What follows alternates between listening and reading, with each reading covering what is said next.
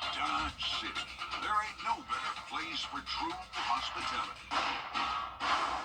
Weekday afternoons starting at 1 on BTV.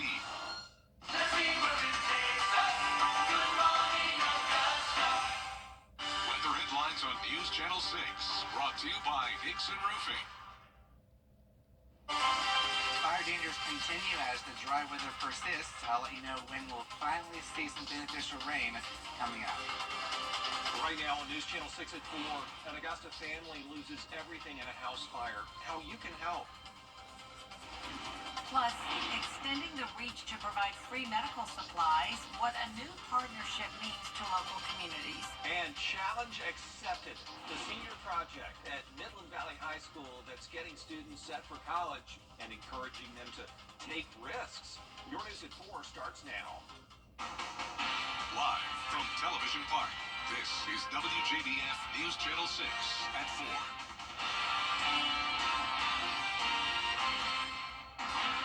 Everybody, I'm Brad Means. And I'm Jenny Montgomery. Thank you so much for joining us.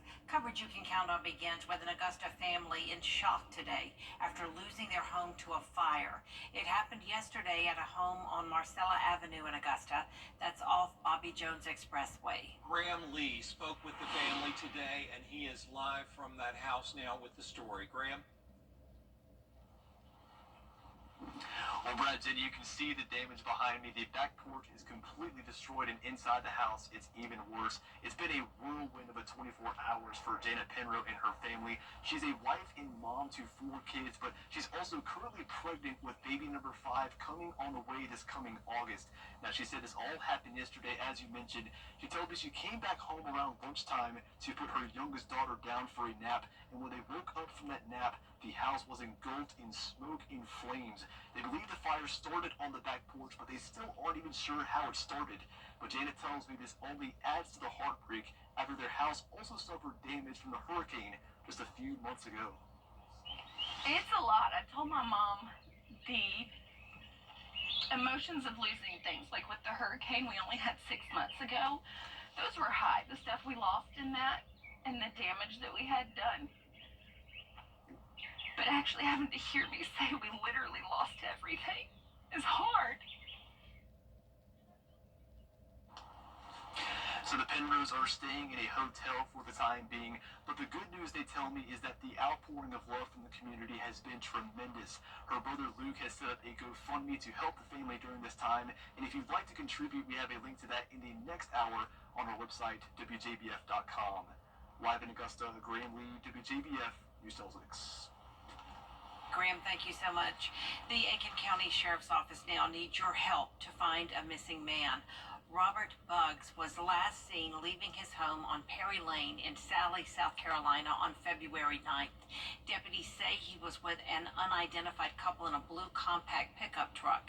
If you know where Robert Buggs is, please contact the Sheriff's Office. Time now for our first check of the weather. Our meteorologist Miller Hyatt joining us now. Miller? And Jenny, it's a beautiful day out there as we look at the Augusta Regional Airport and notice the American flag flying here. And that means we have a lot of wind right now and gusting up to 37 miles per hour right now in Allendale. 25 miles an hour in Augusta, 26 in Saluda, 29 in Sandersville. And all this northwest wind is driving in very, very dry air. In fact, the relative humidity value right now in Augusta is 19%. That is very, very dry, which is why we continue to have these fire dangers across the area, along with the warm temperatures. 77 degrees in Augusta, 1 degree shy of 80 in Louisville, 73 up in Saluda. So higher fire danger for the entire region, every single county, which means that you need to refrain from doing any burning. In fact, South Carolina bans all burning, so you shouldn't do any burning outdoors if you live in South Carolina. It's strongly discouraged to do any burning if you live in Georgia. So right now, nice and quiet across the CSRA, and if you are planning to walk the dog, a beautiful evening. Temperatures fall into the 60s by 8 p.m. and then low 60s by 9 p.m. It's going to be a pretty chilly one tomorrow morning as you wake up. So if you're dropping the kids off at school or if they're hitting the bus stop, They'll probably want a light jacket, but they certainly won't need it by the afternoon as highs reach the mid to upper 70s. And then we finally are tracking some much needed rainfall for the weekend. That does come with a cost with some storms. I'll have details on that coming up. Brad and Jenny. All right, Miller, thanks. Augusta getting set to hit the pause button on storm debris cleanup, even though there's a lot of work left. Crews are going to be collecting and grinding materials through Sunday and then shut things down until after the tournament. Meanwhile, city leaders have been in Atlanta asking the state for tens of millions of dollars in hurricane recovery funding. We're looking at funds to take care of our canal. As everybody knows, it was devastated due to hurricane. It sure was. 6 months after Helene, a 3-mile section of the canal trail still blocked to the public because of the damage. And yes, the countdown to Masters Week does continue. People are racing to get their houses ready to rent. Cleaning is a top priority. We talked to some cleaning crews who say they have a lot of rules they have to follow when it comes to getting homes ready for Masters Week. Not just making sure the towels and linens are fresh, but the door handles are sanitized, and the oven door and the microwave door, same deal. And then they have to change the bedding every day in some cases, which is a ton of work. It's very time consuming. It takes about 8 to 9 hours to get it ready for Masters. And during the Masters, we come in and we clean on the daily cleaning, which usually takes 4 or 5 hours. And then, of course, after the Masters guest leaves, we are there for another 8 or 9 hours. Blackman says having your home professionally cleaned, it does help ease the stress of making sure everything's ready for Masters guests. Happening now, the city of Aiken is reopening its popular Smith Hazel Park. It's been closed for 6 months for renovations, and those include new sidewalks, walking paths, a playground, tennis and basketball courts, and a new picnic shelter. We'll have more of today's celebration for you on News Channel 6 at 5. 2 local organizations are partnering to help those in the community get free medical supplies that would normally cost thousands of dollars. Bria Smith explains. Here at Sons of Consolation, 2 local veterans have created a space to provide individuals with free refurbished medical supplies. And to reach more people in the community, they've partnered with a similar initiative called Cutter's Closet. Like, those are ready, all of that stuff up there is all ready. Everything along the back is ready. Don Cummings and George Wardy both saw a need for medical equipment in the community. And it was through doing the nursing home and prison ministry that we realized that there was such a need for the disability equipment. After receiving donations of medical equipment that could be repaired, they decided to expand their resources to roughly 15 to 20 local hospitals in the CSRA and even further. We received so much equipment and it was in such a need of repair that we began fixing it and then distributing it locally and internationally. There's a bunch of flags hanging from the ceiling. Each one represents a country that we've shipped equipment to internationally. Cutter's Closet is just one of the organizations in Augusta the wheelchair ministry works with. They're out there not just helping supply us when we run low or if we have a special request or need from a person in the community. They do it to pretty much all the organizations. So how is it that a nonprofit is able to continue donating quality products for free? We try the best we can to fix the equipment with equipment that's broken, so it keeps our costs really low. So what they're doing is they're refurbishing, they're cleaning, they're making sure the clutches match and making sure they have, great looking parts on them, so we can get them ready to give out locally and ship out. If you're someone in need of equipment, there is a way you can benefit. They go through their doctor, their physician, Cutter's Closets, things like that, and they will bring a form that we have, and we will issue them the equipment. To help with donations or to volunteer with SOC Ministries, scan the QR code on the screen.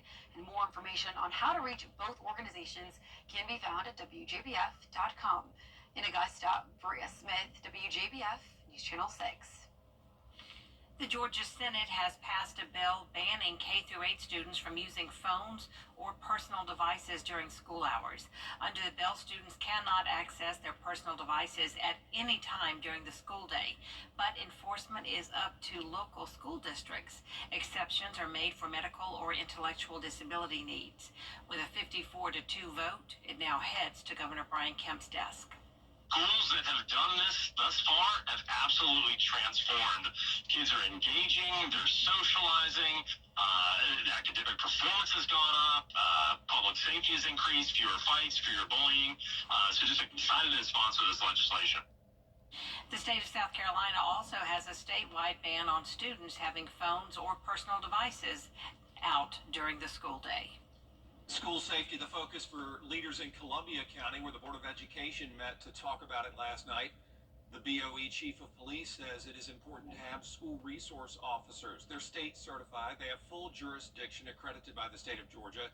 They can charge or arrest during school days or events. He also says having police officers on campus is about more than just safety. Being in there builds that bond and that partnership that never was there before. When I was going to school, and I'm a pretty old person, they didn't have police officers in the school. But now I see kids, they high five, they talk to these officers. They're not there to make just arrests. We want every child to succeed. Columbia County has 40 post-certified police officers in the elementary, middle, and high schools throughout the district. And the school year pretty much is winding down. Seniors across the CSRA preparing to take their next steps.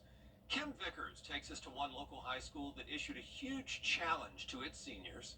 For years, the administration at Midland Valley High School has challenged the top 20 seniors to apply to at least 20 different colleges. This year, they switched it up with a much bigger challenge. Apply to and be accepted to schools in all 50 states. It was just a matter of us knowing how great our students were, and we just wanted everybody else to know about this too. And it's born in competition. We want to do better than everybody else and be better than every high school because our students are as good as any and better than most. The goal is to encourage seniors to apply to schools outside of South Carolina and broaden their horizons. It's an exercise that has motivated these seniors. I just thought it was pretty cool. When I think about applying to college, I just think of in-state or maybe a couple of states away. But the whole United States, it sounded pretty cool, so I want to get in on it.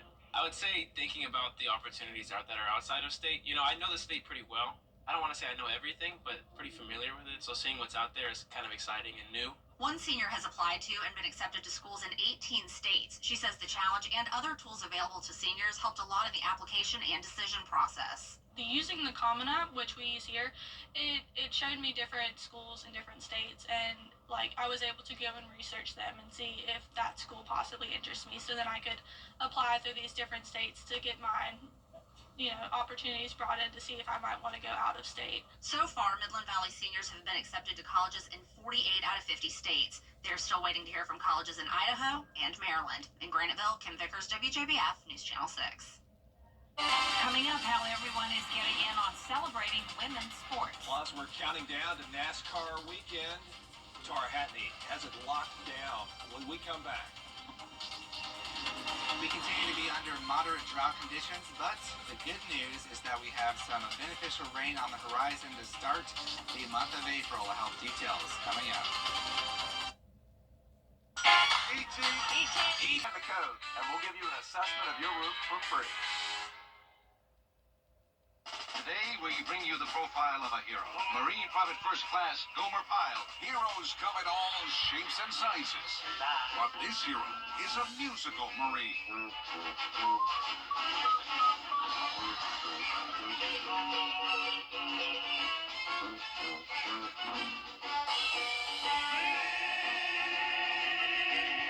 Gomer Pyle. Weeknights on MeTV, WJBF 6.2. The CSRA is full of amazing women. Women who inspire. Women who innovate. Women who lead. That's why News Channel 6 brings you Women to Watch. On the last Wednesday of each month, News Channel 6 recognizes local businesswomen who are making a positive impact in our community. Nominate someone today at WJBF.com. Sponsored by Goodwill. Welcome back, everybody. A live look now at the Martinsville, Virginia Speedway, the next stop on the NASCAR schedule. It's the oldest track in NASCAR, and also, many say, the toughest one to get a win this weekend. All three national series are going to be in action. When a driver does get a win at Martinsville, it's something certainly they can check off their bucket list. It's because they know the spoils of getting a win at the paperclip. I think we've made improvements to what I need to feel out of a car to be better at short tracks. Obviously, we'll find out for sure on Saturday when we go to Martinsville, but I do feel like it's starting to make more sense for this car, for this team. So I feel good about the potential we have going in there. I don't know if we're going to win a race, but... Yeah, Martinsville, we definitely have that one circled because it's such an important race late in the playoffs in the round of 8 to make it into the championship event that you've got to be good at Martinsville. Coverage from the Martinsville Speedway begins Saturday afternoon at 4:30 on the CW6. It is March, and that means it's time for madness. But this time, it's all about the ladies. New sports bars are opening in different parts of the country, but for fans, only the women's tournament will be shown. The business model has been taking off for years. The goal is to capitalize on the growing popularity of women's sports and the uptick in March Madness viewership as the tournament commences. A lot of your typical sports bars, you have to ask to put women's sports on the TVs, and half the time they tell you no. So creating a space where you don't have to do that, I think, is incredible. Historically, I've not been a huge sports fan, but with the league exploding and then spaces like this really exploding and being funded and a new women's basketball league unrivaled coming into existence, it's just been like a really exciting time to watch women's basketball. So. Women's sports bars are expected to quadruple in the U.S. this year. Don't go away. Miller has your full forecast next. Weather headlines on WJBF News Channel 6. Brought to you by Hickson Roofing. If your roof needs fixing, call Mr. Hickson. What a dinner. Now, your most accurate forecast with WJBF Live Viper 6. Here's a live view of Greenville, South Carolina, where we have ongoing wildfires. Table Rock State Park, where we have one fire. Then we also have 2 other fires in western North Carolina. So what you're seeing is all the smoke from those wildfires that continue to burn. In fact, we're seeing some thick smoke pushing into the upstate near Landrum and then pushing east with a northwest wind, excuse me. So with the northwest wind, that pushes the smoke towards the east, and that's heading towards Charlotte, North Carolina. Right now, you're seeing some moderate smoke.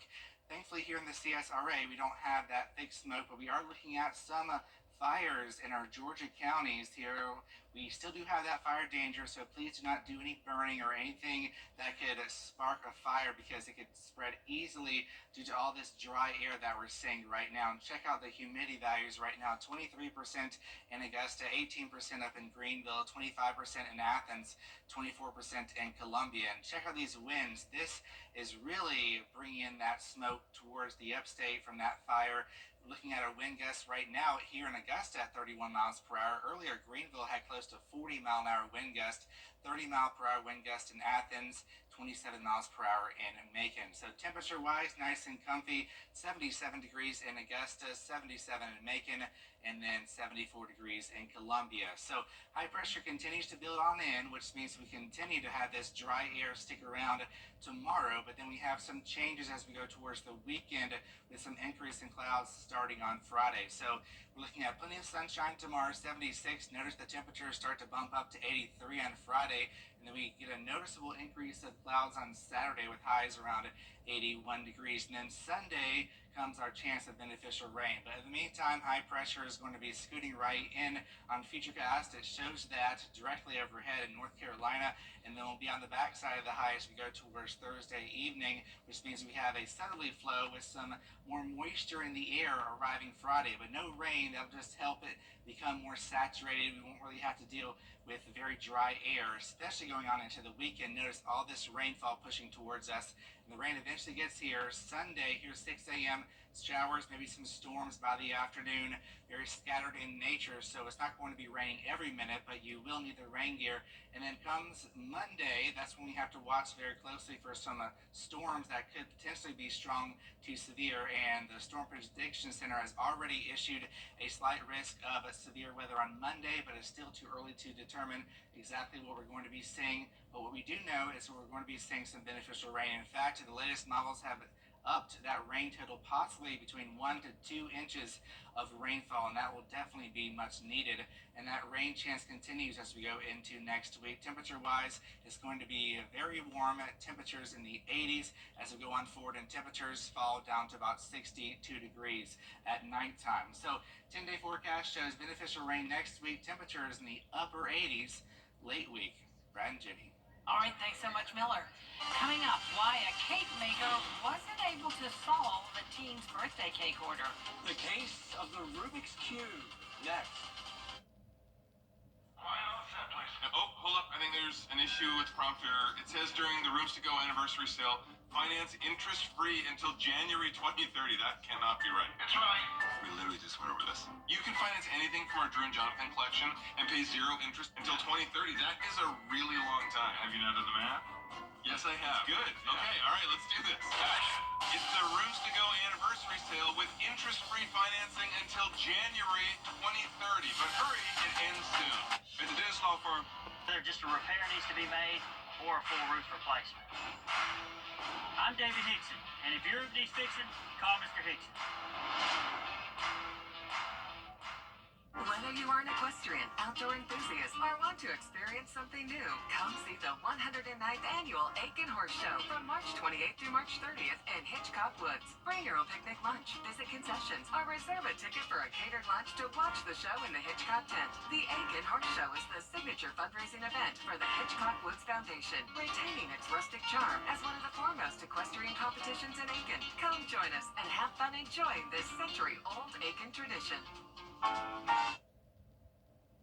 A Reddit user named Zach from Iraq posted about the result of a custom cake order for his brother. He wanted a cake that looked like a Rubik's Cube.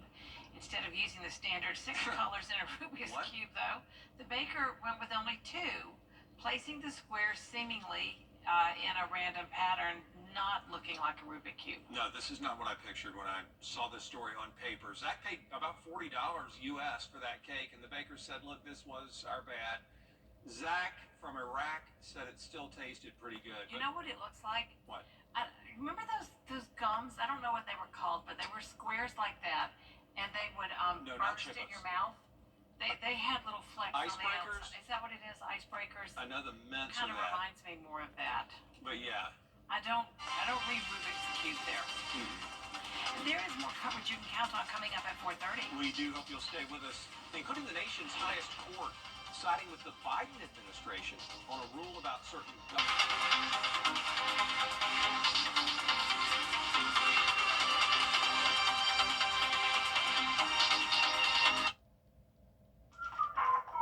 Well, guys, another tub to shower conversion completed.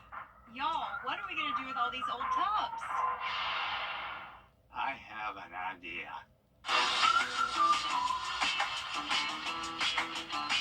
Join the Bathfitter family today with 0% interest financing for 24 months. How many more tub mobiles does Dad could have us build? Call Bathfitter today for your free in-home estimate.